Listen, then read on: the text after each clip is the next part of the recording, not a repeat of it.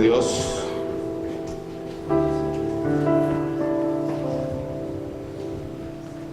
Levanten la mano por favor un instante, todos los que no se bañaron esta mañana. Gracias por su sinceridad, qué bueno. Usted tiene gente sincera aquí, qué bueno. Esta gente muy sincera. Cuando uno le predica a gente sincera, pues es mejor, hermano, porque fluye la gloria del Señor. Qué bueno. Damos gracias al Señor de estar aquí, compartir con ustedes. Es toda una bendición, todo un desafío, todo un reto. El saber que Dios está haciendo cosas tan lindas en esta ciudad tan especial, Tunja. Tengo raíces en Tunja. Soy boyacense en adopción. Mi madre es boyacense, mi familia es boyacense. Son de una familia campesina. Mis antepasados por parte de mi madre, en la ciudad de Chiquinquirá. ¿No? ¿Hay alguien de Chiquinquirá aquí? Qué bueno. Y ellos tenían por ahí, o tienen fincas por ahí, por todo Boyacá, donde cultivan, donde siembran. Y por eso amamos Boyacá. Amén. Es una bendición. Y por allá mi papá es de Cali. Y se enamoró de la boyacense y la mezcla dio como resultado a Fran, ¿no? Y yo nací en Santa Marta, ¿cómo le parece? ¿Qué mezcla sale de eso? No me preguntes, una cosa rara ahí, una cosa así como Boyacá más Valle más Santa Malacosta, y ya hace como unos 15 años, no, tal vez más, en Cúcuta, o sea que de Indio Motilón también hay algo ahí. Y por eso uno habla cualquier cosa, yo no sé ni qué hablo, mi acento no sé qué es. Pero los de Cúcuta me dicen, pastor, usted no habla cucuteño. Yo digo, pues yo no sé. Vengo a Boyacá, digo, ¿será que yo hablo? Y descubrí que tampoco hablo boyacense. Voy a la costa y menos. Digo, Dios mío, ¿qué cosa hablo yo? Me enredo ahí de todo eso, ¿no? Porque en la casa se habla, mira, ve, mi papá. Y mi mamá habla su merced. Y yo digo, usted. Yo digo, usted. Y como si fuera poco, me casé con una venezolana. Y se me pegó la cosa de la venezolana. Se me pegó porque mi esposa habla tú, todo es tú. Ella no permite que le diga usted, sino tú. Y a la gente tú. Y con los papás de ella es tú. Entonces, hermano, un enredo, una cosa rara, Dios de gloria. Que Dios nos ayude, ¿no? Bendito sea Dios. Lo importante es que usted me va a entender. Bendecimos al Señor, gracias a los pastores, al pastor Elkin, profeta del Señor, a su esposa, la pastora Patricia, sus hijos, su familia, y este ministerio, el Shaddai, que la verdad nos ha recibido con tanto aprecio y con tanto cariño. Amén. Bien. Y venir a hacer una de las cosas que más nos gusta hacer, y es hablar de el crecimiento de la iglesia. ¿Verdad que lindo? En estos días, la segunda semana de febrero, tuvimos a un pastor de Bogotá, un empresario, y nos habló de un tema durante toda la semana la iglesia que se llamó Estableciendo Metas. Y dentro de establecer metas nos habló de cuál es la visión de nuestra vida. Y nos enseñó a hacer una visión. ¿Cuál es la visión de nuestra vida? Nos enseñó cuál es la misión de nuestra vida, cuáles son las metas en nuestra vida. Y él llegó y tocó un tema muy interesante. El tema fue cómo descubrir esa visión, o esa misión de nuestra vida. Y estábamos ahí tomando notas. Y entonces alguien dentro del auditorio preguntó, pastor, le preguntó a él, discúlpeme, ¿y cómo yo sé cuál es la misión de mi vida? ¿No? Y él le respondió, para detectarlo de una manera fácil, dijo de la siguiente manera, dijo, aquella cosa que usted estaría dispuesto a hacer, así no hubiere, y porque le apasiona, porque lo ama, porque lo tiene en cada fuero más íntimo de su ser, en cada átomo, cada molécula, cada célula de su ser está apasionada por eso, esa es su misión. Y aparte de eso, le apasiona tanto que entonces usted estaría dispuesto a hacerlo, así no hubiere o no hubiese dinero de por medio. Esa es su misión. Entonces, cuando esa persona hizo la pregunta, yo anoté en mi misión, ¿qué es lo que me gusta hacer? Y estoy haciendo hoy lo que me gusta hacer. Así no haya, así no, yo sé que el Señor es el que mejor paga, pero así no hubiera paga, lo haría. Me encanta hacerlo. Cuando hablo de crecimiento, cuando hablo del plan Felipe, cuando hablo de cosecha, esas son las cosas que me apasionan a mí. Amén. Y me gusta porque ayer vino un grupo lindo, en estos días ha venido un grupo lindo de personas que veo que les apasiona también lo mismo. Amén. Qué bueno. Bien, sin más preámbulos, vamos a la palabra del Señor. Vamos a entrar a la palabra del Señor. Esta es una palabra que nos bendijo mucho. Esta es una palabra que nació en el corazón de Dios y la he predicado a ver como unas 2 veces. Y esta palabra nació porque el apóstol Satirio estuvo en nuestra congregación, que es congregación hija de la iglesia madre, y le pregunté, pastor, ¿qué es lo que viene para el año que entra, para el año 11? Eso fue para el mes de septiembre, tal vez primeros días de octubre. Le pregunté, pastor, ¿qué es lo que viene para el año que entra? Y me dijo, el año que entra es un año de cosecha. Y para esos días, orando al Señor, le dije, Señor, yo necesito que tú me muestres, me revele en qué vamos a cosechar, porque una palabra de cosecha es tan amplia. De cosecha podemos cosechar un sinnúmero de cosas, ¿verdad? Y el Señor en oración me dijo, el año 11 es un año de cosecha integral en muchas áreas, pero la iglesia va a cosechar en 4 áreas muy importantes. Y es lo que vamos a ver en la mañana de hoy. Amén. Esto fue tan de Dios que como unos 20 o 30 días después de esa palabra que soltó el pastor allí y lo que el Señor me mostró allí para preparar, el Señor me honró y recibí una llamada y el pastor me dijo, Fran, yo necesito que tú vengas a Los Pinos y prediques en el servicio de mañana de bendición, que es a las 10 de la mañana, es el servicio más numeroso. Está la iglesia llena abajo, llena arriba. Son como 5,000, 6,000 personas que asisten el domingo en la mañana. Yo dije, ¿y qué voy a predicar? Y el Señor me dijo, yo quiero que prediques sobre la cosecha. Y todavía no se sabía que la palabra profética era de transformación y cosecha. Y bendijo tanto la iglesia esa mañana esta palabra, como seguramente el Señor va a bendecir su vida esta mañana. Amén. Después de eso, como digo, como lo prediqué ahí, lo prediqué en la iglesia, y este es el tercer lugar. Así que reciba eso de parte del Señor. Lucas capítulo 12, versículo 54. Dígale que está a su lado, el Señor te va a hablar. No me vaya a molestar, a menos que el predicador lo indique, ¿no? Otra cosa, diga conmigo, el Señor me va a hablar. Y apago el celular. Amén. Porque mire, yo aprendí algo, cuando estamos en la palabra y recibo una llamada, si es Dios contesto, pero como Dios me está hablando, no es. Y yo no sé quién llama a la hora de la palabra, pero casi siempre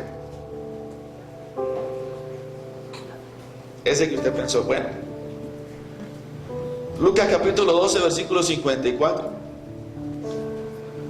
Dice la palabra del Señor. Vamos a trabajar sobre un tema que se llama tiempo de cosecha. Levante su mano derecha. Ya no la quieren levantar, ¿no? Levante su mano derecha, diga conmigo: en este año es un año de cosecha para mi vida, para mi familia, para mi economía, para mi empresa y sobre todas las cosas, para mi iglesia. ¿Cuánto puede dar un aplauso al Señor bien fuerte? Si usted lo cree, aplauda al Señor, al Rey de Gloria. Diga: este es su tiempo de cosecha. Amén. Lucas capítulo 12, versículo 54, dice la palabra del Señor. Decía también a la multitud: cuando veis la nube que sale del poniente, luego decís: agua viene, y así sucede. Y cuando sopla el viento del sur, decís: hará calor, y lo hace. Verso 56: hipócritas, ¿sabéis distinguir el aspecto del cielo y de la tierra? ¿Y cómo no distinguís este tiempo? Y es precisamente el Señor quien está hablando. El Señor Jesús está hablándole en un escenario donde hay un público muy selecto. El público que el Señor tiene en ese momento no es otro que gente religiosa, sacerdotes del templo, escribas, maestros de la ley, fariseos que practican la religión. Si usted dice: pastor, pero fariseo no es una palabra despectiva. Fariseo, mire, la palabra fariseo es una persona que conocía la ley de Dios, y conocía las costumbres, y conocía todo lo que era el Antiguo Testamento y la ley de Moisés. Gente que sabía de Dios. Este era el grupo de personas que era el público de Jesús. A estas personas el Señor se está refiriendo de una manera interesante. El Señor les está diciendo: señores, ustedes conocen cuándo va a llover, conocen cuándo viene agua, conocen cuándo va a hacer calor. Ustedes son expertos en conocer los tiempos. Ustedes son expertos en conocer el sol, la luna, porque para poder interpretar todo lo que tiene que ver con la parte meteorológica necesitan estudiar los astros. Y ya hace 2000 años la gente sabía del tema. Pero ¿por qué ellos estudiaban tanto esto de cuándo llovía y cuándo hacía calor?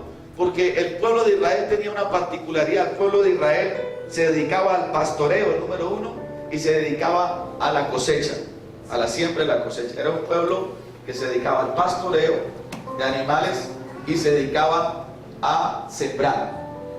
Entonces Jesús está diciendo: señores, ustedes saben cuándo llueve y cuándo hará calor, cuándo hará temporada de lluvia y cuándo hará temporada de calor.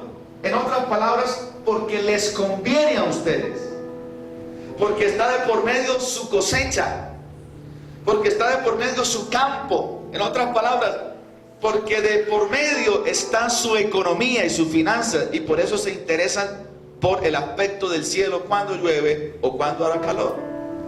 Pero el Señor está juzgando en ellos una actitud.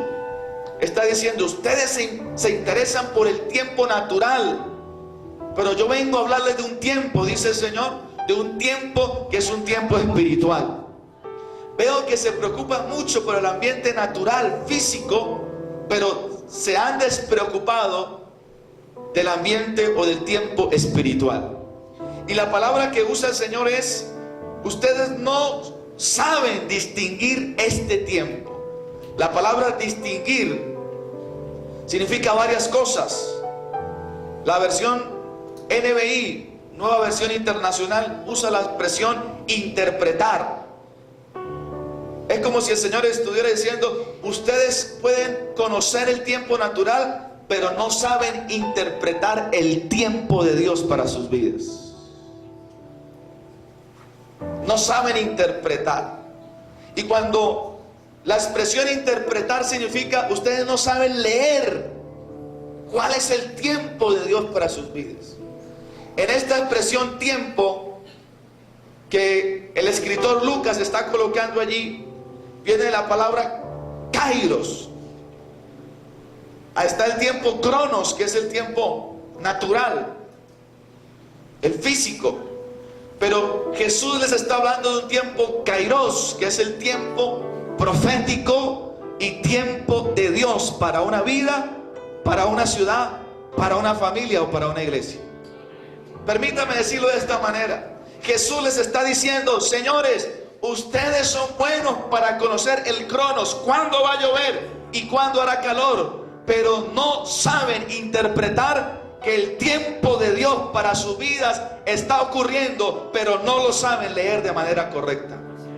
Porque Él estaba juzgando en la vida de ellos que como sacerdotes, como religiosos, a quien tenían frente a Él no era nada más y nada menos que el Mesías esperado. Pero lo rechazaron. Lo rechazaron a Él y rechazaron sus enseñanzas.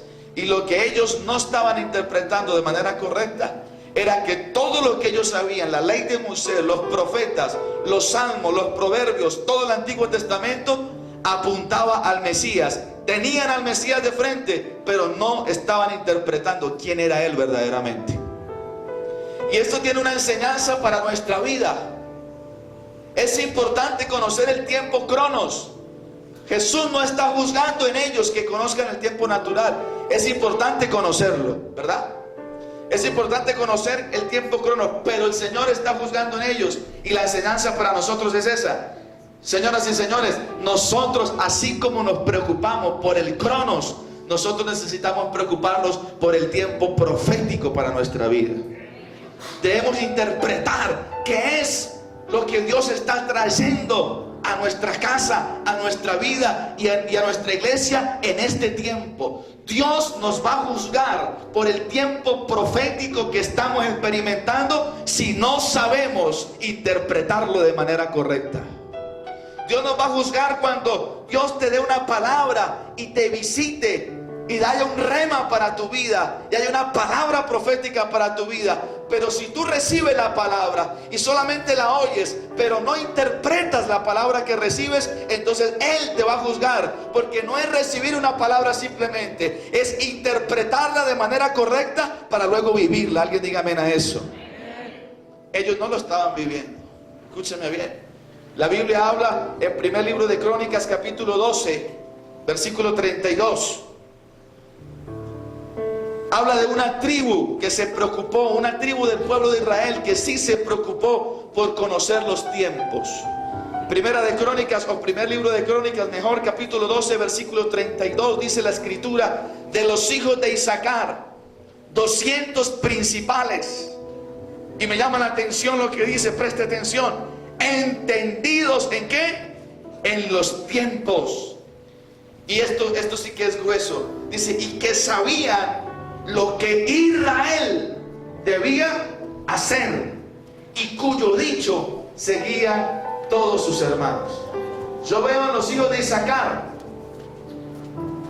hombres entendidos en los tiempos, hombres que conocían y que se preocupaban por interpretar de manera correcta el tiempo de Dios para su vida. Y era tan glorioso de la manera en que lo interpretaban, que no solamente sabían lo que ellos debían hacer, sino que también sabían lo que la nación debía hacer en el momento correcto. E interpretaban también los tiempos que los hermanos y la gente de su pueblo los seguía. Yo quiero decirte algo en esta mañana de parte del Señor. Cuando tú eres una persona que interpreta bien y correctamente los tiempos, Dios te va a poner en lugares de honra y te va a poner en lugares de gobierno. Escúcheme bien, porque cuando hay gente, hombres y mujeres de Dios que interpretan bien los tiempos, escúcheme, los demás quieren seguir a personas que interpretan bien el tiempo de Dios para la vida de una ciudad, de una nación, de una familia o de una persona. Y la gente te sigue. Cuando hay alguien que interpreta bien los tiempos, los demás lo siguen. Aquí dice que la tribu de Isaacar, los hijos de Isaacar, eran tan entendidos en los tiempos que todo lo que Israel necesitaba hacer, se lo consultaba ¿a quién? A Isaacar. Déjeme decirle algo, Dios va a poner gente a tu lado que van a buscarte a ti para saber qué es lo próximo que ellos deben hacer. Dios va a colocar gente a tu lado donde ellos van a preguntarte a ti cuál es el próximo paso que deben hacer. Y escúcheme bien, llegará el día y el tiempo en que los gobernantes de esta ciudad, alcaldes, concejales, gente en lugares de honra, tendrán que venir a los hombres de Dios, a los profetas de Dios, a la iglesia de Dios, y vendrán a este lugar para saber cuál es el próximo paso que han de tomar. Bendito sea el nombre del Señor. Yo siento su gloria aquí. Ya empecé a calentarme. Los tiempos, diga tiempos. Necesitamos interpretar los tiempos. Interprete correctamente cuál es el tiempo de Dios para su vida. ¿Cuál es el tiempo de Dios para su familia? ¿Cuál es el tiempo de Dios para su ministerio? Escúcheme. Y nosotros como hombres de Dios, profetas, pastores e incluso líderes, debemos también saber y conocer e interpretar cuáles son los tiempos de Dios para nuestra iglesia. Y por eso yo he venido esta mañana para decirte que el tiempo de Dios en este año 11 para esta iglesia es un tiempo de cosecha. Vas a cosechar grandemente porque es el tiempo que Dios está desatando para esta iglesia. Proverbios capítulo 10 versículo 5. Este es un texto que Dios me regaló hace años y cambió mi vida, cambió mi manera de pensar. Dice la palabra, Proverbios 10:5: el que recoge en el verano es hombre entendido, pero el que duerme en el tiempo de la cosecha o en el tiempo de la siega es hijo que avergüenza. Si yo estoy interpretando que para mi vida, para mi ministerio, para la iglesia y para la ciudad viene tiempo de cosecha, ¿cuántos dicen amén? Amén. Si viene eso para nuestra iglesia, para mi vida, para la ciudad, ¿qué es lo que yo debo hacer frente a la cosecha? Sería una buena pregunta. ¿Cuál es la actitud que yo tengo que tomar frente a la cosecha? Proverbios capítulo 10 versículo 5 dice que la mejor actitud sería recoger. ¿Por qué? Porque dice la escritura que el que recoge cuando hay cosecha es un hombre que entendido. La actitud en la cosecha que se debe tener de manera correcta es recogerla. La persona que recoge en el tiempo correcto la cosecha es un hombre sabio, un hombre entendido. Dígale al que está a su lado, tú eres sabio y entendido. El sabio o entendido observa los aspectos, luego reflexiona sobre su experiencia vivida frente a esos aspectos, y luego de reflexionar aplica esos aspectos y hace conclusiones, y luego de que los aplica los transmite. Entonces, número 1, observa; número 2, reflexiona; número 3, aplica; y número 4, transmite. El hombre sabio es una persona observadora. El hombre entendido es una persona que observa. Diga conmigo, observa. Mira, hoy en día la gente no observa. Jesús les dijo, ustedes observan el aspecto de la luna, el aspecto del sol, cuándo va a llover, pero no observan qué es lo que Dios está haciendo en la iglesia en los últimos años. Y lo juzgó. Lo juzgó. Y luego de que observa, el hombre entendido dice que reflexiona. Y la palabra reflexionar es que toma lo que observó y lo introduce en su mente y en su corazón para vivirlo. Y luego de que reflexiona, lo practica en su vida, lo aplica. Y luego de que lo aplica, no se lo guarda, lo transmite para que otros experimenten eso. Amén. Pero este es el hombre que entendido, el que tiene la actitud correcta frente a la cosecha, que es recoger en el tiempo oportuno. La cosecha, cuando está a tiempo, se recoge en el tiempo oportuno, si no se pierde. Pero también el libro de Proverbios dice que en ese mismo versículo que hay otra actitud. Y la otra actitud es frente a la cosecha, dormir. ¿Cuál es la otra actitud? Dormir. El que duerme en el tiempo de la cosecha es hijo que avergüenza. La persona que duerme cuando se debe cosechar, la Biblia dice que es una persona que causa vergüenza al Padre. Porque cuando estamos en cosecha, nosotros tenemos que recoger la cosecha. Pero si nos dedicamos a dormir, el que duerme en la cosecha es un hijo que avergüenza. ¿Sabe quién es el dueño de la cosecha? El dueño de la cosecha es el Padre. Y para el Padre, el hombre que duerme en la cosecha no deja de ser su hijo, pero es un hijo que avergüenza. Yo no sé usted, pero yo no quiero causarle vergüenza a mi padre. Yo no sé usted, pero yo no quiero causarle ninguna desdicha a mi padre. Si la cosecha es de él, yo quiero ser un hombre entendido, recogerla, porque para eso Dios nos ha puesto, para recoger la cosecha. Amén. Dígale que está a su lado, no se duerma en el tiempo de la cosecha. Ahora la pregunta sería, ¿qué clase de cosecha? Ok, pastor, yo no me voy a dormir en la cosecha. No voy a dormir en la cosecha. Ya sé que tengo que ser un hombre entendido y no causarle vergüenza a mi padre. Pero ¿de qué cosecha estamos hablando? ¿Qué es lo que Dios quiere que yo recoja? ¿Qué es lo que Dios quiere que yo coseche? Número 1.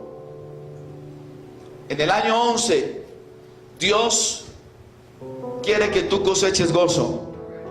Voy a repetirlo porque lo agarré distraído.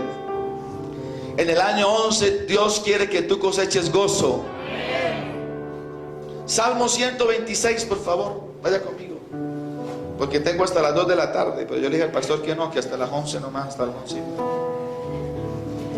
Salmo 126, por favor.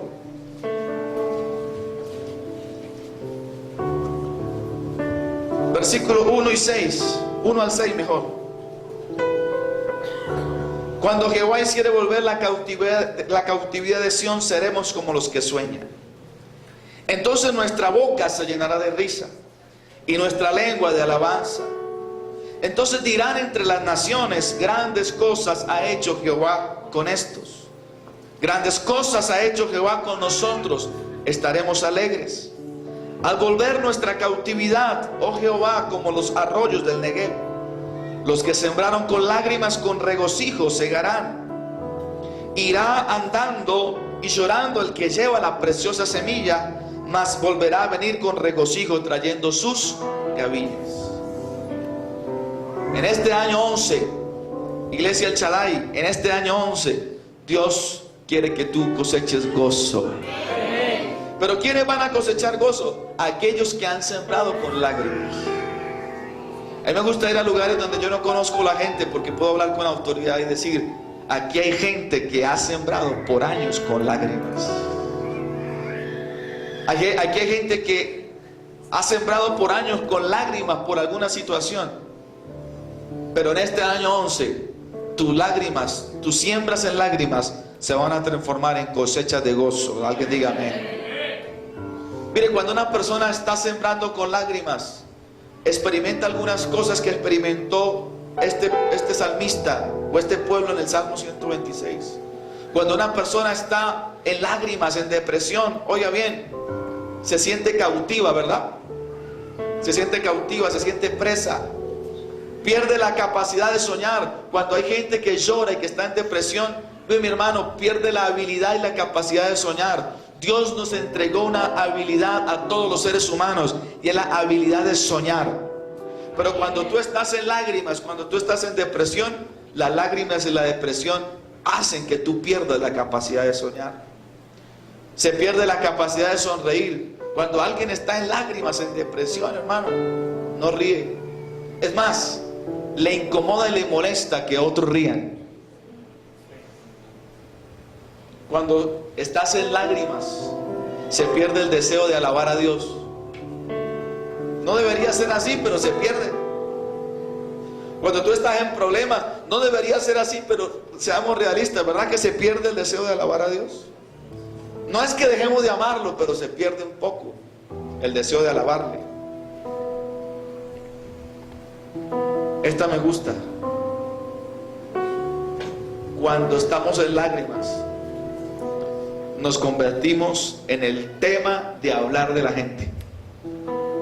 En otras palabras, somos el hazmerreír de la gente. Estamos en la boca de la gente todo el tiempo, porque la gente nos ve llorando. Cuando estamos en lágrimas hay algo contradictorio. La persona se seca y está como en un desierto.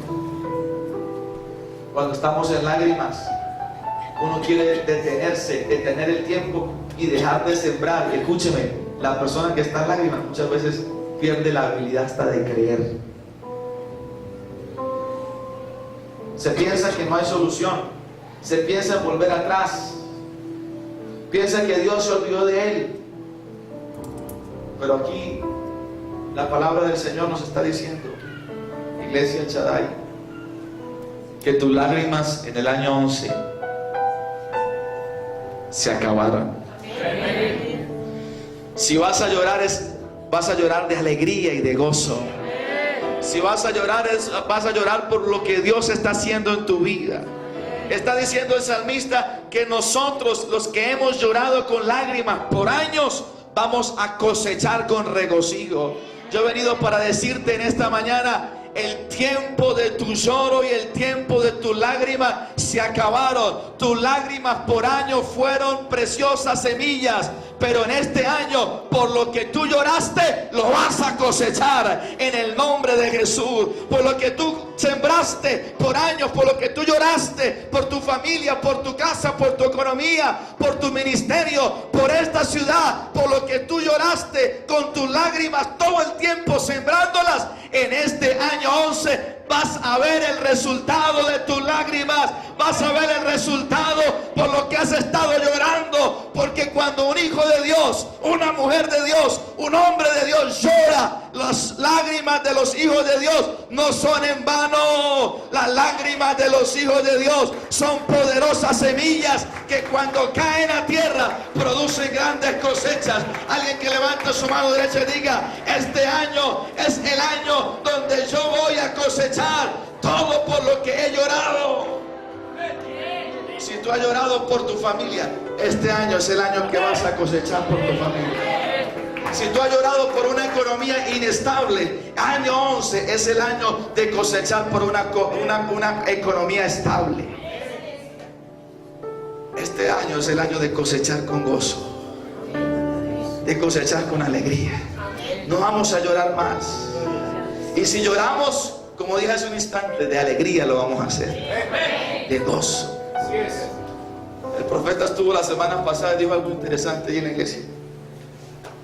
Los tiempos en que yo le lloraba a los problemas y al diablo ya cesaron. Ahora mis lágrimas para mí son tan valiosas que solamente se las lloro a mi Dios. No, usted no me está entendiendo. Yo dije que sus lágrimas son tan valiosas que solamente a Dios le vamos a llorar. No le llores a tus problemas, no le llores a tus circunstancias, no le llores a tu situación.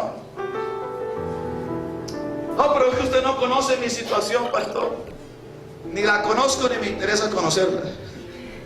Yo lo único que sé, escúcheme, es que si tú lloras por eso, tú estás diciéndole a tu Dios que Él no es suficientemente poderoso para provocar un milagro en esa circunstancia. Yo no sé si alguien me entendió eso. Yo no sé cuál es el problema.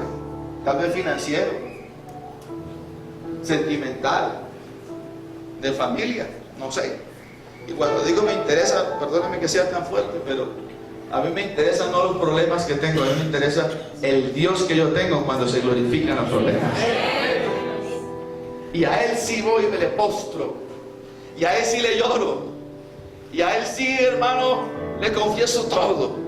Pero frente a una circunstancia, frente a un problema, a una situación, yo pienso que tus lágrimas son tan valiosas para Dios que no vale la pena que le gastes lágrimas a los problemas. Mire, las lágrimas son tan importantes para Dios que el libro de Apocalipsis dice que Dios guarda en copa de oro las lágrimas de los santos. Y que cuando Él abre esas copas, dice que son un ungüento. No un cuento, un ungüento.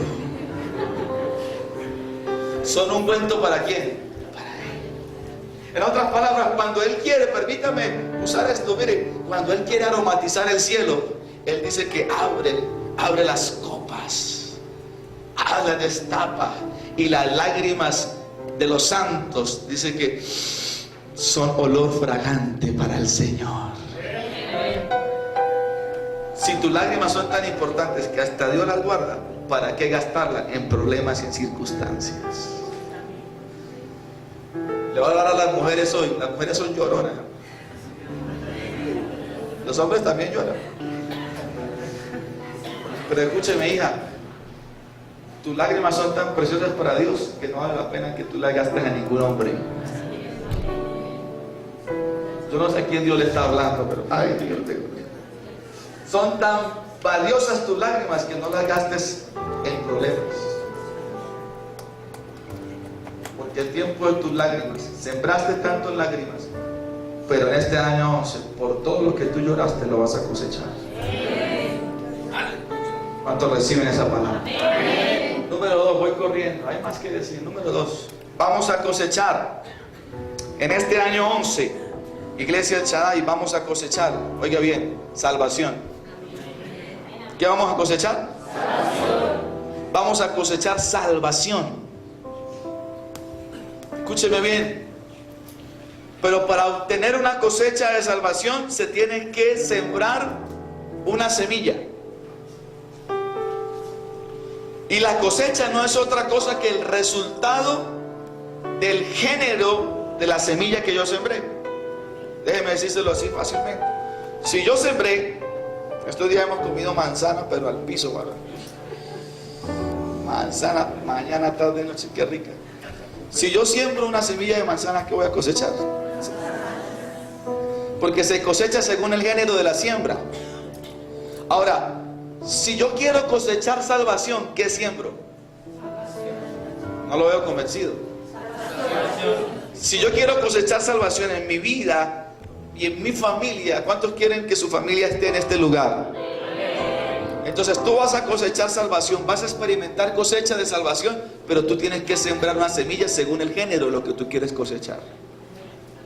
Y si la cosecha que tú quieres es salvación, ¿qué es lo que tú tienes que sembrar? Tienes que sembrar salvación. Escúcheme. Por eso es que este año nosotros vamos a sembrar salvación en los grupos bíblicos. Vamos a sembrar salvación a través de Misión Amigo.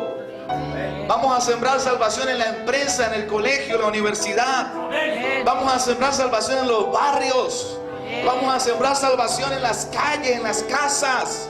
Vamos a sembrar salvación en la vida de otras personas, de otras familias. Escúcheme bien. Y usted que dice, ay pastor, pero yo le he sembrado salvación a otros. No se preocupe, esa siembra no es en vano. Tú que has sembrado salvación en otros, vas a empezar a experimentar cosecha del género. Cosecha, sembraste salvación, experimentarás cosecha de salvación en tu casa, en tu familia y en tus seres queridos. Alguien diga amén a eso. Si lo va a aplaudir, hágalo fuerte al Señor. Vamos a experimentar salvación. Yo últimamente tengo una paz con mi familia. ¿Sabes por qué? Porque yo he sembrado salvación en no sé cuántos miles de lugares. He sembrado salvación en los sectores donde estoy yo. He sembrado salvación en lugares donde hemos viajado. Le hemos enseñado a la gente a sembrar salvación, a ganar almas, a preocuparse por la voluntad de Dios. Entre otras cosas, la voluntad de Dios es que ningún hombre se pierda. ¿Alguien sabe Biblia aquí?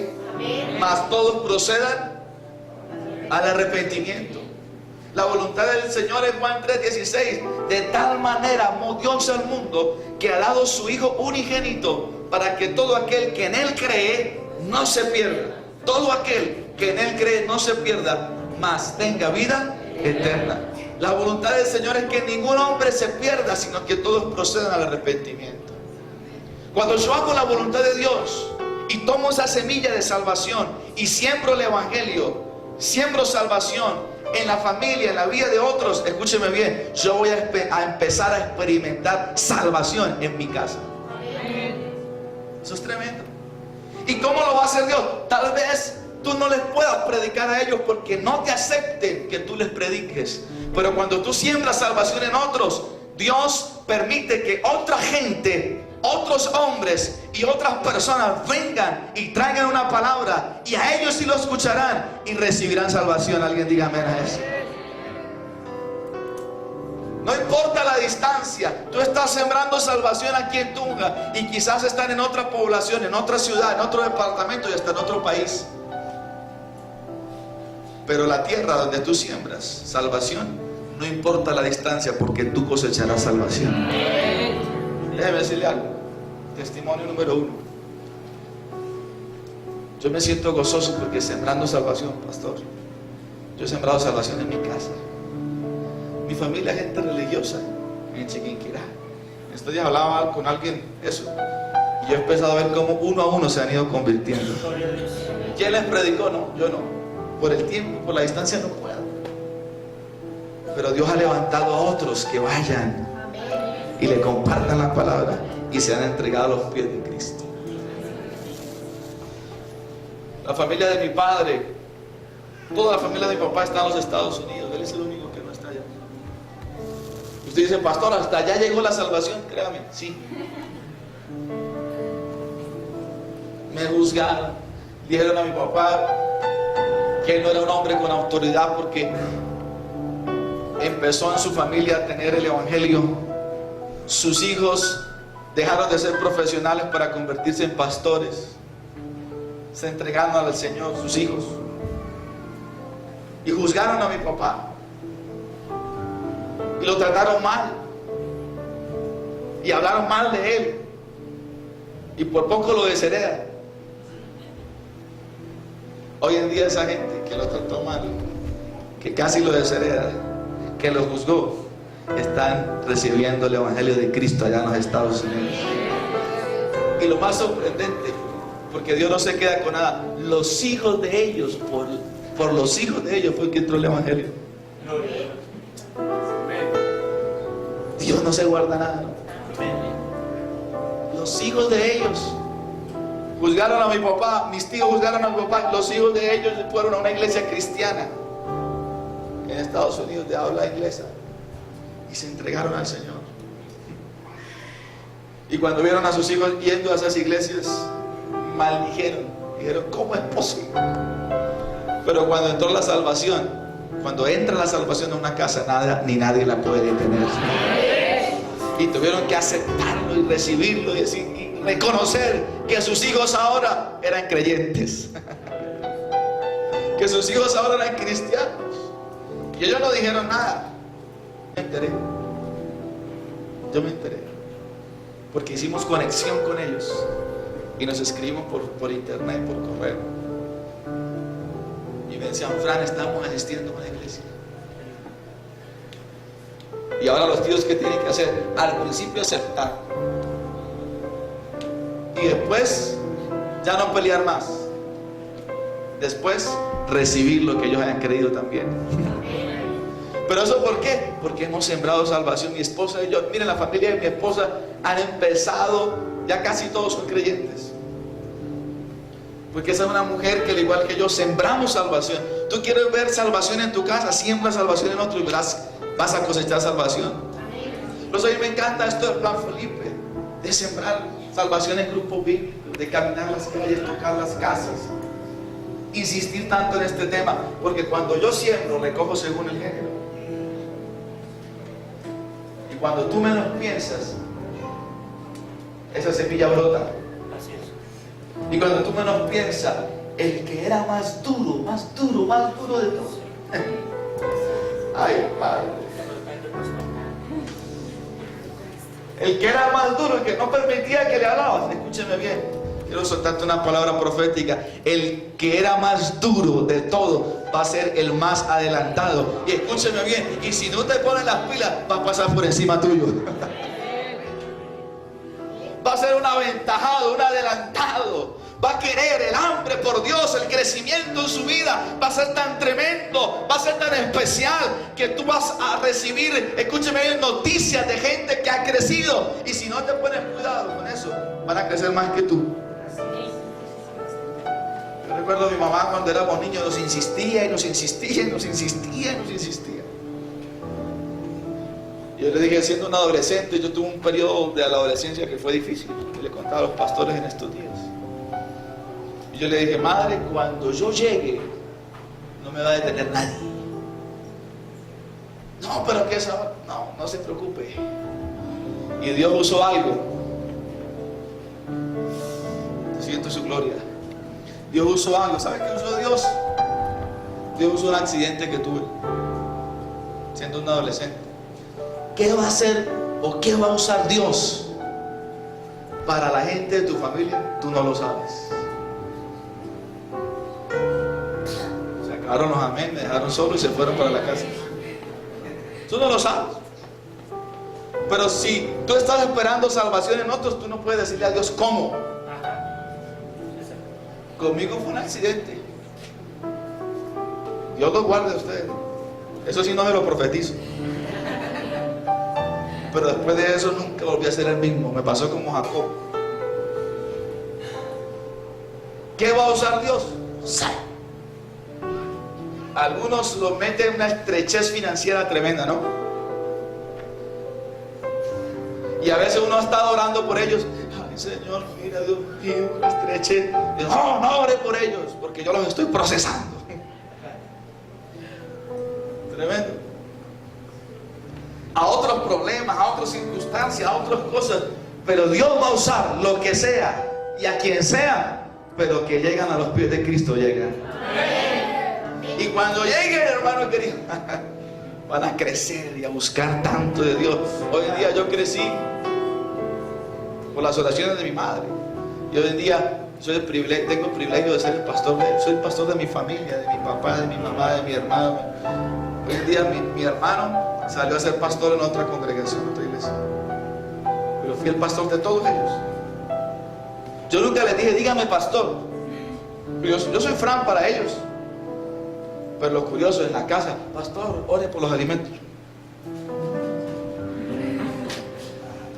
Mi papá, un hombre mayor, que fue el que me crió a mí, me llama, pastor, ¿será que puede venir? Yo, ¿qué será?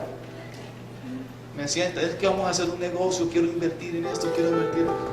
¿Qué tú sientes de parte de Dios? ¿Invertimos o no invertimos? ¿Ah? No inviertan, no siento paz. Ah, bueno, gracias, pastor. Como a veces invierta y meta todo lo que tiene ahí, que ahí va a prosperar. Invierte y prospera. Si un impacto, si tiene palabra. Quiero decirle algo.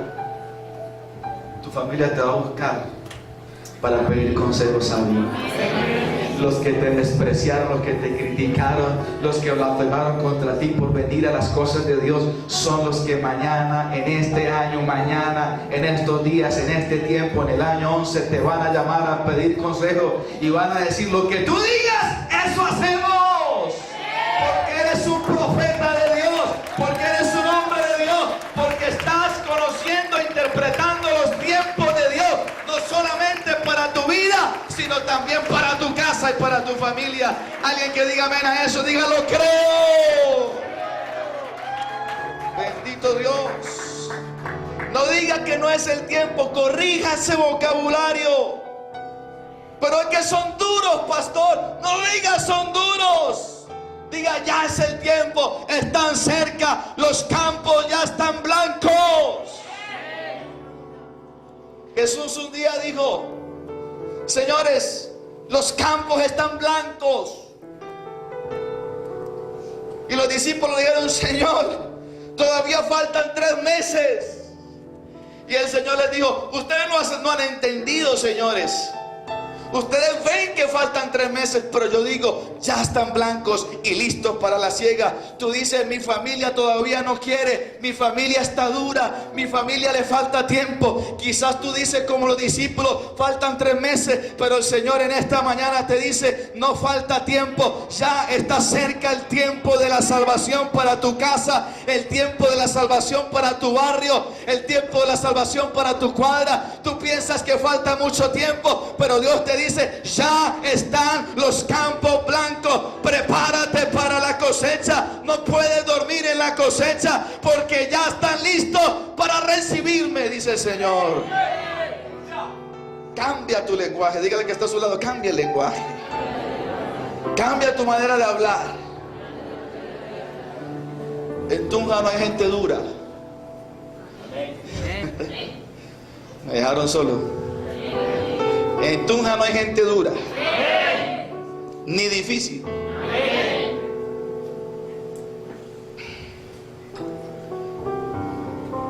Y como decía el pastor, ni incrédulos ni impíos.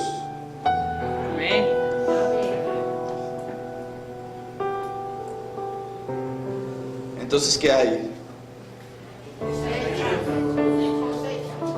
Gente que está en proceso, está en remojo. Y usted piensa que ese está duro. No, ese vecino es duro, es el diablo de la cuadra. Ese que usted piensa que es el diablo del barrio, hermano, cuando llega a los pies de Cristo, y eso está cerca. Cuando ayer andábamos con el pastor, íbamos hablando, nosotros veíamos grupos bíblicos en todo lado, ¿no? Veíamos gente que se entrega, gente que a mí me pasa lo que le pasa a él. Cuando uno va por algún lugar, hay gente que dice, ay, qué bonito quedaría aquí tal negocio. Y uno cuando ve un lugar, uno dice, oiga, esto está bueno para una iglesia. Mi esposa dice, usted ve iglesias en todo lado. Y dice, mami, pero aquí tú, a eso me llamó Dios. Y el pastor vio terrenos allí. Yo aquí veo iglesia, aquí veo una fundación. Y la gente no es dura, está en proceso. ¿Sabes por qué? Porque en ellos hay un vacío que solo puede ser lleno por lo que tú tienes. No puede ser lleno ni por la esposa, ni por el esposo, ni por los hijos. Ellos llenan un vacío. ¿Tú me estás entendiendo? Pero hay un vacío que solamente lo puede llenar Dios. Las finanzas de esa gente, por muy prósperos que sean, no llenan el vacío que solamente puede llenar Dios. Y cuando ellos entiendan que todo lo que probaron, nada de lo que experimentaron les permite sentirse llenos, entonces la opción, que es la última, que debió ser la primera, es la opción que tú tienes. Y te van a llamar, y te van a buscar, y van a decir, rece por mí. Y usted va a decir, ¿cómo no? Yo voy a orar por usted.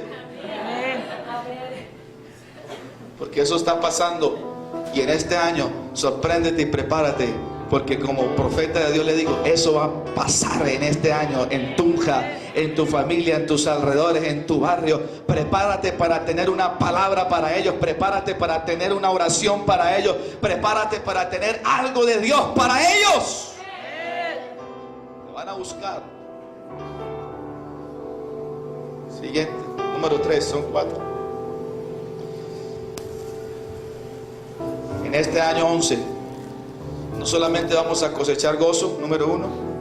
2, vamos a cosechar ¿qué? Salvación.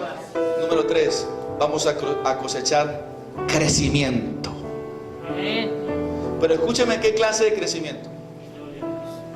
Vamos a cosechar en el Shaddai, en Tunja, vamos a cosechar crecimiento espiritual, crecimiento de liderazgo y escúcheme, crecimiento ministerial. Déjeme explicarle esto. El que estuvo pasivo por varios años y estuvo estático, venía a la iglesia, era un buen creyente, Dios va a empezar a despertar en él un crecimiento espiritual en su vida. El que estaba en ese crecimiento espiritual, pero no servía en nada al Señor dentro de la iglesia, Dios va a colocar algo tan fuerte, tan fuerte, tan fuerte, que van a buscar al pastor y decir: pastor, yo quiero ser líder. Y los que son líderes, escúcheme, van a experimentar un crecimiento tan fuerte que dejarán de ser líderes para convertirse en ministros del evangelio. Crecimiento espiritual, liderazgo y ministerial. Vas a cosechar, Iglesia El Shaddai, crecimiento espiritual, liderazgo y ministerial. Gálatas capítulo 4, versículo 1 al 9, por favor. Bendito sea el nombre del Señor. Gálatas capítulo 4, versículo 1 al 9. También digo: entre tanto que el heredero es niño, en nada difiere del siervo, aunque es señor de todo. Verso 2. Sino que está bajo tutores y curadores hasta el tiempo señalado por el Padre. Así también nosotros, cuando éramos niños, estábamos en esclavitud bajo los rudimentos del mundo. Pero cuando vino el cumplimiento del tiempo. Levante su mano derecha y diga: el tiempo se ha cumplido. Pero cuando vino el cumplimiento del tiempo, Dios envió a su Hijo, nacido de mujer y nacido bajo la ley, para que redimiese a los que están bajo la ley, a fin de que recibiésemos la adopción de hijos. Y por cuanto sois hijos, Dios envió a vuestros corazones el espíritu de su Hijo, el cual clama: Abba, Padre. Así que ya no eres esclavo sino hijo, y si hijo, también heredero de Dios por medio de Cristo. En este pasaje, entre otras cosas, yo veo crecimiento. Yo necesito 2 niños. La niña que está allá, muñeca. ¿Alguien más hay aquí, niño? Tú, ven. La Biblia dice, gracias. El apóstol Pablo dice que mientras el heredero es niño, en nada difiere del esclavo. El ejemplo es este: él es el hijo del heredero y es el hijo de la esclava. ¿Dónde está la esclava? Mira, la esclava ya no, es una broma. Y él es el hijo del heredero y él es el hijo de la esclava. Y la palabra dice: entre tanto que son niños, él es el dueño de todo lo que hay en la casa. Y él, su futuro es esclavitud. Pero dice: mientras el heredero es niño, aunque es señor de todo lo que hay en su casa, no puede gozar de su herencia hasta que venga el tiempo del cumplimiento. Y me llama la atención que dice: el tiempo del cumplimiento señalado por el Padre. ¿Quién señala el tiempo del cumplimiento? ¿Y quién dice cuándo es el tiempo del cumplimiento? El Padre. Y cuando el Padre dice: ya es el tiempo, porque ya eres maduro, porque ya creciste, porque ya maduraste, ¿cuánto tiempo puede ser? Tú lo decides. El Padre señala el tiempo, pero quien determina en el proceso cuánto el tiempo del Padre se desata, eres tú. En otras palabras, tú eres quien hace que tu vida se estanque, o tú eres quien hace que tu vida crezca sin límites. Entonces el Padre dice: tú eres quien determina cuándo. Puede ser 2 meses, puede ser 6 meses, puede ser 1 año, puede ser 5 años, puede ser 10 años, cabezón, puede ser 15 años, puede ser 20 años, o puede ser definitivamente: eres mi hijo, pero sigue siendo un niño. No te quito la salvación porque eres mi hijo. Y yo no puedo negar a mis hijos. ¿Usted puede negar a sus hijos? Le pueden cambiar el nombre, el apellido y todo, pero la genética dice que es tu hijo. Él puede ser inmaduro y no crecer y todo lo demás.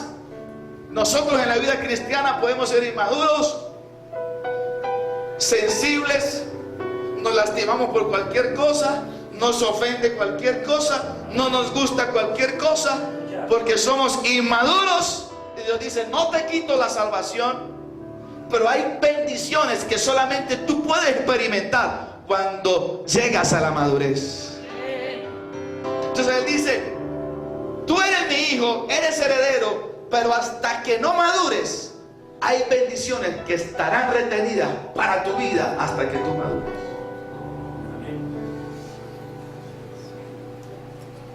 Déjeme decirle algo, hay bendiciones en su vida que no se van a activar ni con oración. Me siento solo.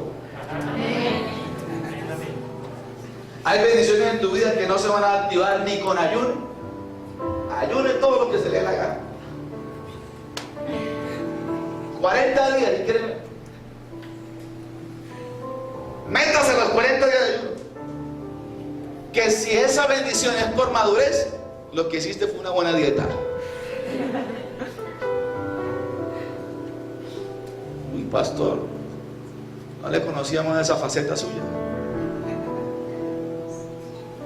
Escúcheme, hay bendiciones que no se le van a activar a usted ni con oración, ni con ayuno, ni con economía. Ojo, yo no estoy diciendo que dejen de orar, ¿no? Uy, el pastor nos dijo que no hay que orar. No. Hay bendiciones que se activan en tu vida con oración.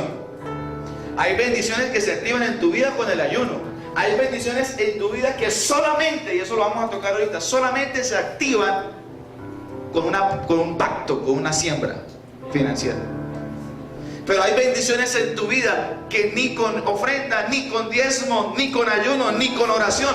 Hay bendiciones en tu vida que solamente tú vas a experimentar cuando madures espiritualmente. Dígale que está a su lado, a madurar se dijo.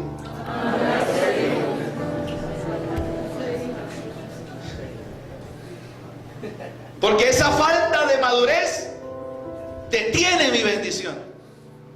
Pero yo no sé por qué siento en mi espíritu que esta es una iglesia madura. Ay, que el pastor no me saludó, que el pastor no me miró. Ay, que el pastor no me saludó. Eso es en el aeropuerto. Mire, llegó un grupo de hermanos, pastor, usted lleva 3 años en la iglesia y yo he sabido que usted ha ido 4 y 5 veces a un mismo grupo bíblico, pero a nuestro grupo bíblico ni se ha parecido, pastor.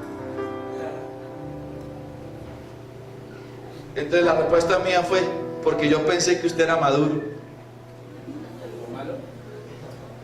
Yo le dije, yo pensé que usted era maduro, porque a los que yo visito son a los inmaduros, que necesitan lechecita espiritual.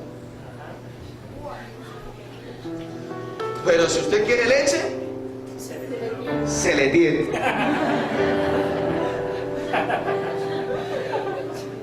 Pero si usted quiere una bandeja paisa, se le tiene. ¿Cómo se llama? Un cuchuco con el espinazo. Carne a la vara, carne embarazada. Se le tiene. Porque la hacen en vara. Se le tiene. Pero si usted quiere leche, y entonces la persona dijo, pastor, discúlpeme, yo no pensé que usted me tuviera en ese concepto. Gracias. Ah, bueno, siga, porque si quiere lo visito.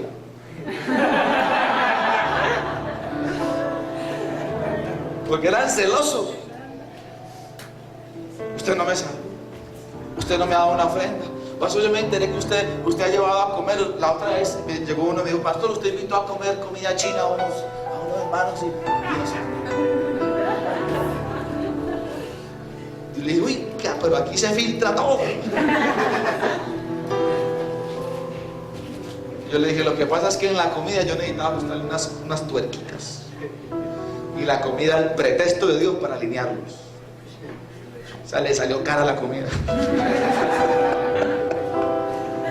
Ahora, si quieren, lo invito a comer. No, pastor, gracias. madurez. Diga madurez. Si tú quieres crecer en el ministerio, en la vida, en el liderazgo, en la vida cristiana, tú tienes que convertirte en una persona madura. Y déjeme decirle algo, que no se ofenda con facilidad. ¿Sabe cuántas veces yo hablo con el pastor aquí en el año? Habla más de los que están más afuera. Pero él sabe lo que yo hago y sabe que yo sé qué piensa él de mí. Y el pastor no vino a mi aniversario. Son estupideces, hermano. Son bobadas. Eso falta madurez en la iglesia. Y en la iglesia nos encanta que nos digan ovejas. Jehová mi pastor, nada me faltará. En lugares delicados pasto. Nos fascina que nos vea el Señor como ovejas. Pero ¿por qué no piensa también usted un momentico que el mismo que le dijo que tú eres oveja, te dijo que tú eres un soldado? Gracias. La gente madura.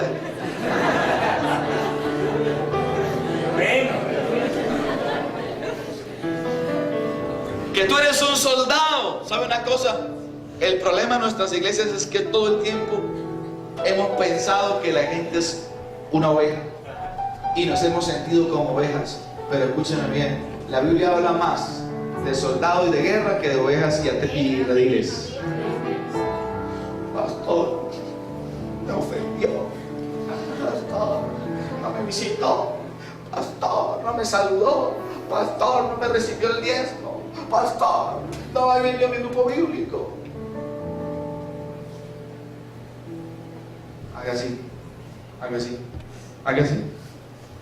Eso se acabó.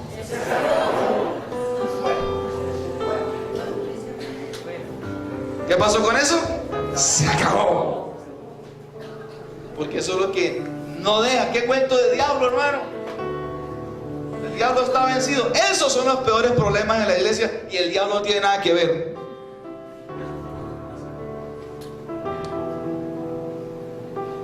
Es la realidad. Y el diablo no tiene nada que ver en eso. Eso es solamente falta de madurez en la iglesia. Y lo que más ha detenido la obra de Dios no se llama diablo. Lo que más ha detenido la obra de Dios es falta de madurez en el creyente, en el liderazgo del ministerio. Cuando Dios me reveló eso, me mostró eso a mí, yo senté a los líderes y dije: si ustedes quieren que los trate como líderes, pórtese como líder. Pastor está bravo. Eso fue un vea, pastor. Pórtese como un líder y lo trato como un líder. Porque si usted quiere ser oveja, yo también soy pastor. Pero si usted quiere ser soldado, yo soy su general. Y mi papá es militar, 25 años en el ejército, pensionado en el ejército. Y yo una vez le pregunté, cuando entendí esto, le dije: papá, ¿puede ser que en la vida de un soldado alguna vez pueda pasar que un soldado lleve 10 años en el ejército y nunca estreche la mano del general? Yo: claro, hijo. Pero alguna vez el soldado, por no estrechar y no tener un abrazo con el general, ¿el soldado deja de pelear por el general? Digo: no, nunca. Siempre pelean por él y lo defienden. Tremenda revelación que me dio mi papá. ¿A quién le dijo? Me fui.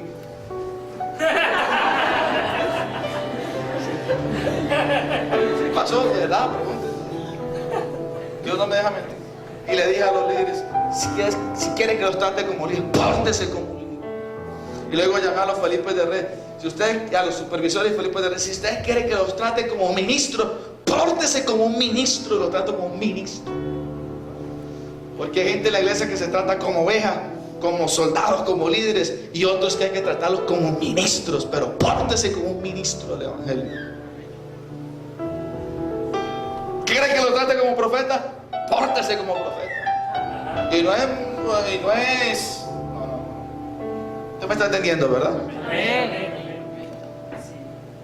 En la madurez. Pero qué cosa, una estupidez. Yo en este punto es el que más me demoro. Con las estupideces que hay en la iglesia. Y eso es lo que no permite que una iglesia crezca. ¿Qué cuento de reprender al diablo, hermano? Mejor envolvámonos en periódico y maduremos.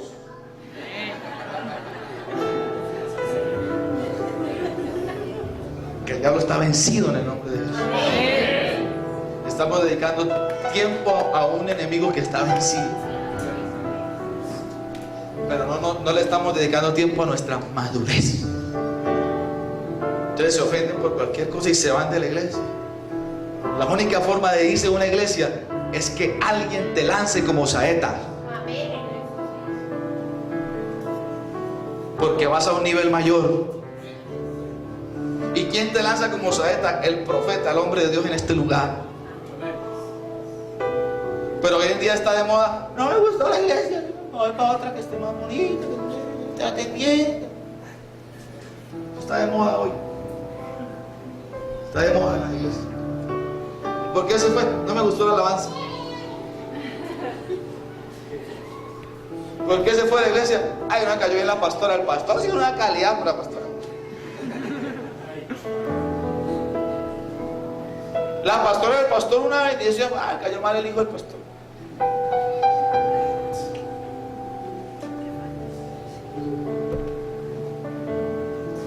¿Y por qué se fue de la iglesia? Ay, no tiene aire acondicionado. Está pasando en las iglesias. Ni siquiera se mueven por una revelación, se mueven por una estupidez. La única, yo aprendí algo. La única iglesia que yo he tenido es la iglesia del apóstol Satirio, pastor.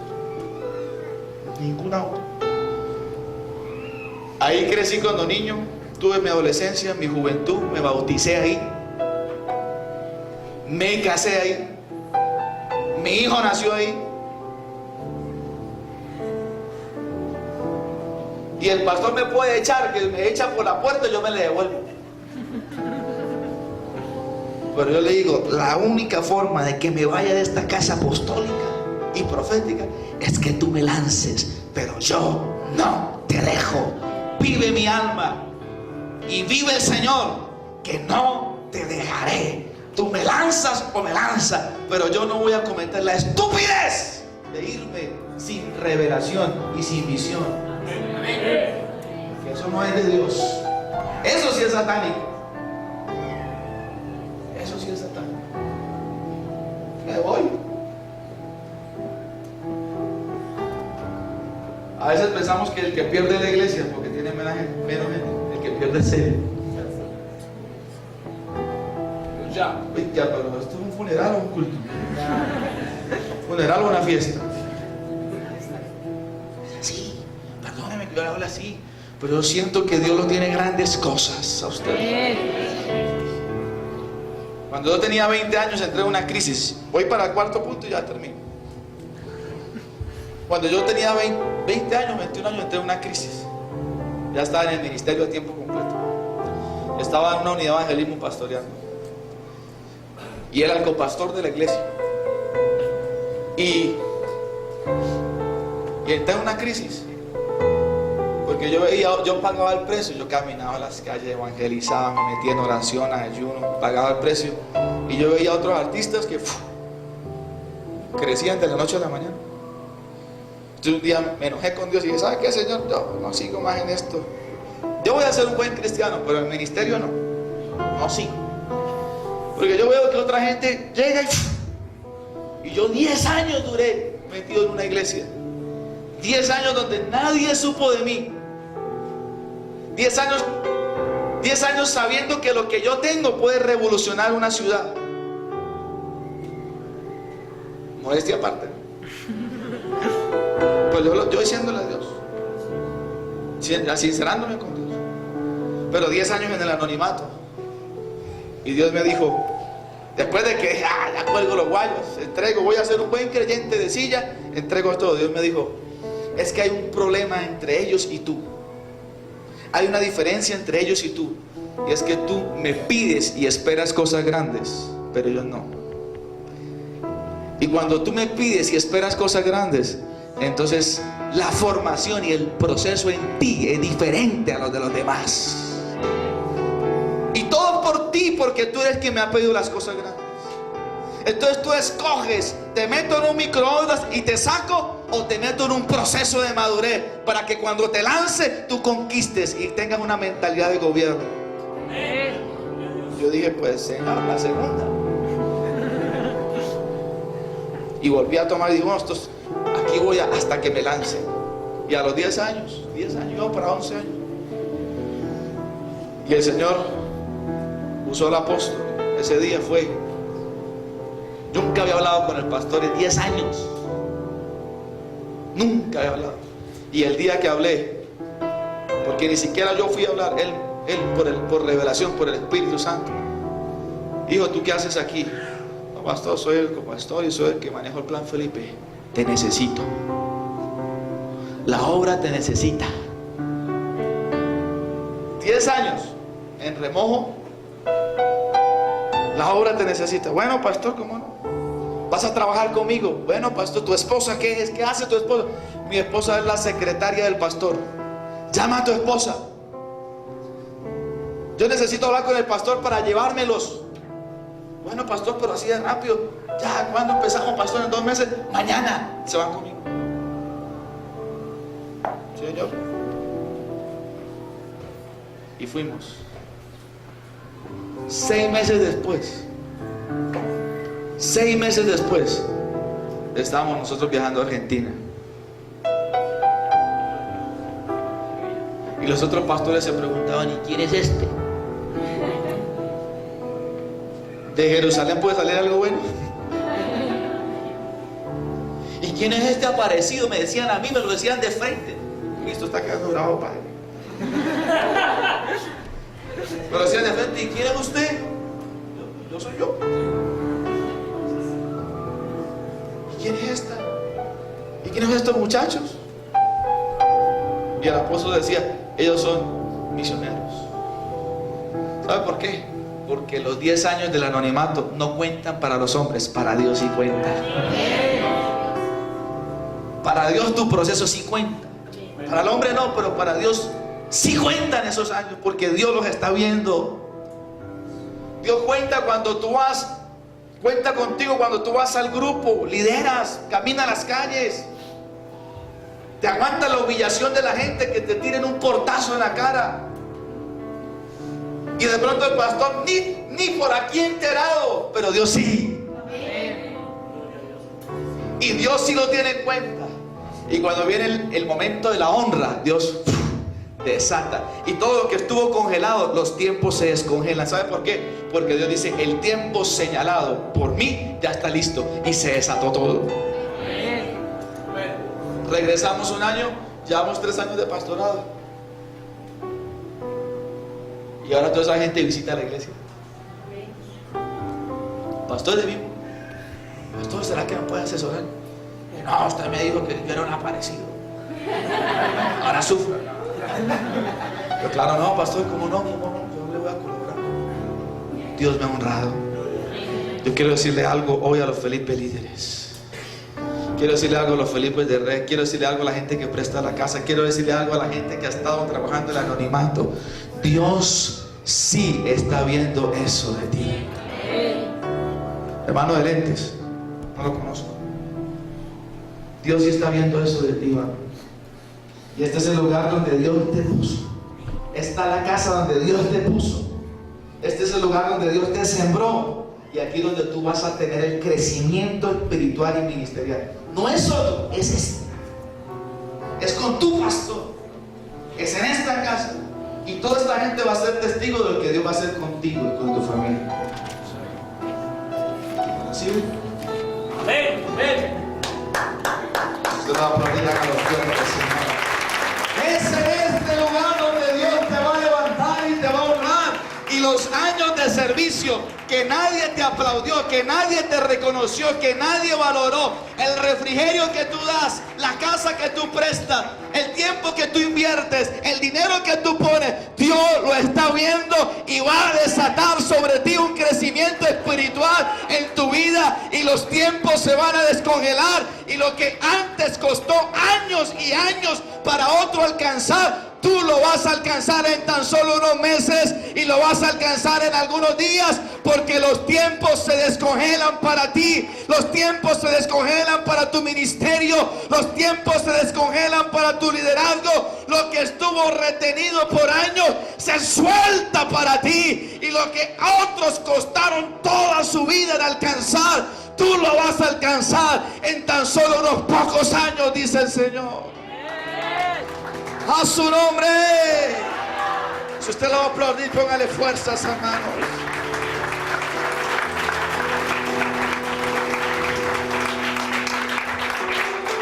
Yo quiero cerrar con la última cosecha.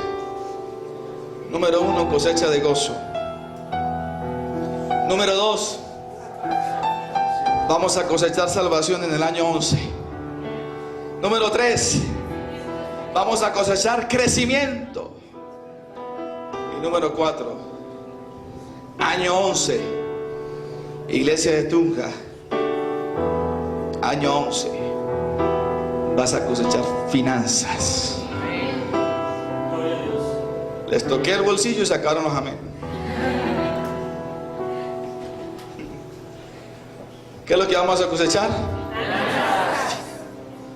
¿Sabe que hay muchas cosechas que se van a cosechar? Pero Dios me habló de estas 4 específicamente.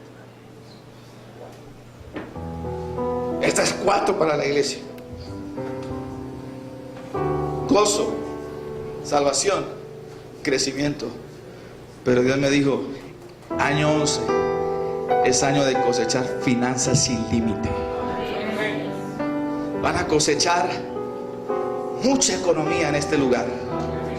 Mira, hasta aquí ustedes han visto bendición económica, pero Dios trae un tiempo de cosecha financiera grande, muy grande en este lugar.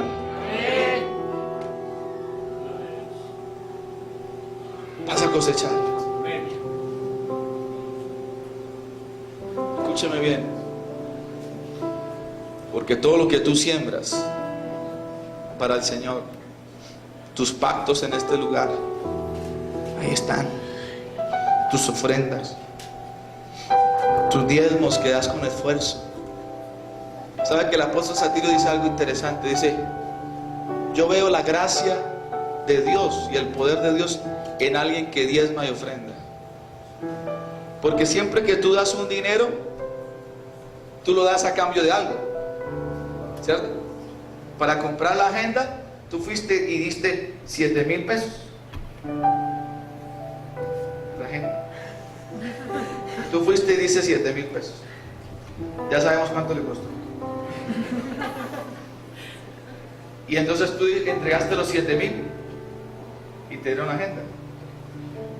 ¿Cómo te vas tú? ¿Estafada o contenta? ¿Te vas feliz? Porque a cambio de tu dinero dieron ¿qué? Lo que tú querías. Pero sembrar tu diezmo,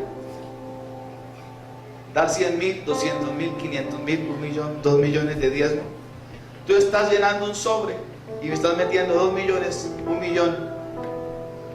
¿Y qué recibes? Es un misterio. ¿Qué recibes? ¿Y la gente por qué lo da si no recibe nada a cambio? Nada en el mundo natural. ¿Pero por qué lo da la gente? Es el misterio de esta palabra.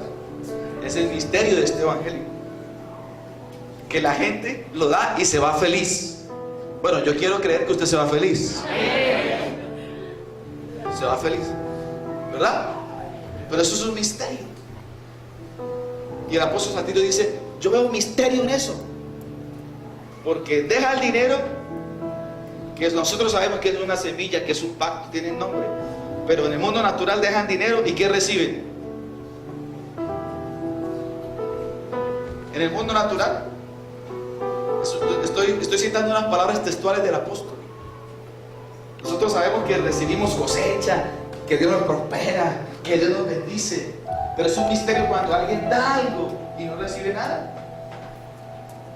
Y más cuando sus diezmos son de 2 millones, por ejemplo. Porque uno diezma 20,000 pesos, entonces, mi diezmo, Señor, que traigo los 2,000 que tú me diste. ¿Cierto, pastor? Pero cuando uno le dieron una semilla de 20 millones, dice, Padre, aquí traigo los 2 millones. Traigo los 2 millones de 10. Sin recibir nada a cambio, ¿qué le dan a usted por 2 millones? Computador portátil, ¿qué más? Dígame. Un iPad. Una silla de esas de masajes. Hay 2 millones. Pero cuando usted no recibe, usted da los 2 millones y no recibe nada. Pero ¿sabe por qué usted y yo lo damos? Porque estamos esperando una cosecha. Ahora, cuando usted suma, permítame cerrar con esto. Cuando usted suma el diezmo, es un mes, pero cuando usted suma el diezmo de un mes, de 2 meses, de 3 meses, de 6 meses, de un año, aparte de las ofrendas y los pactos que los predicadores a veces le sacan a uno, ¿no? Y dice, Padre, yo una vez me puse a hacer cuentas. Uy, Señor, a ver, si yo diezmo tan, en ese año tan, yo, tuviera yo, y el Señor me dijo, no tuvieras nada. Me dejó callado. Porque yo me puse a hacer cuenta, yo tuviera una casa, una quinta y un carro, Señor. ¿Y sabes qué me dijo Dios? Yo no tuvieras nada.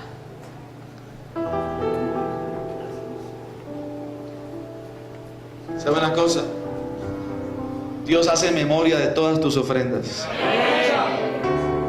Lo que tú sembraste hace 10 años, hace 15 años, hace 5 años, hace 4 años, hace 3 años, apenas empezaste el año pasado, lo vas a empezar ahorita si no lo estás haciendo. Pero cuando Dios ve que tú siembras, a ti se te puede olvidar cuánto fue la cantidad que tú diste, pero Dios lo tiene registrado en su mente y en su memoria. Y como dice el Salmo 20, Dios hará memoria de todas tus ofrendas y Él te va a prosperar y te va a bendecir a causa de tus ofrendas.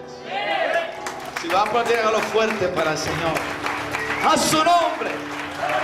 Mire, el Salmo 20, ¿está ahí? El Salmo 20 dice la palabra del Señor que Él hará memoria de todas mis y aceptará mi holocausto. Salmo 20, versículo 1, 2, 3 y 4.